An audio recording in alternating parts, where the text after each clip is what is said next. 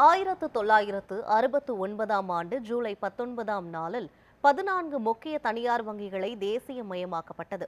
இதுகுறித்து விவரிக்கிறது இந்த வரலாற்று பகுதி.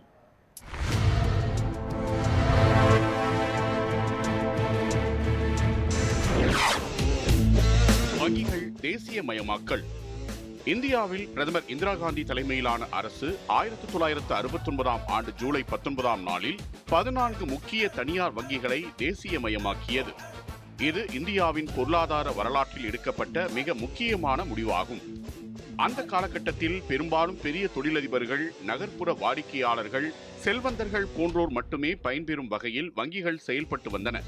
கிராமப்புறங்கள், சிறு விவசாயிகள், தொழிலாளர்கள் மற்றும் நடுத்தர மக்களால் கடன் உள்ளிட்ட வங்கி சேவைகளை பெற முடியவில்லை. இந்த நிலையை மாற்றும் நோக்கத்தில் இந்திரா காந்தி தலைமையிலான அரசு பேங்கிங் கம்பெனிஸ் ஆர்டினன்ஸ் என்ற உத்தரவை பிறப்பித்தது. அதன் மூலம் ஒட்டுமொத்தமாக 14 வங்கிகள் தேசியமயமாக்கப்பட்டன.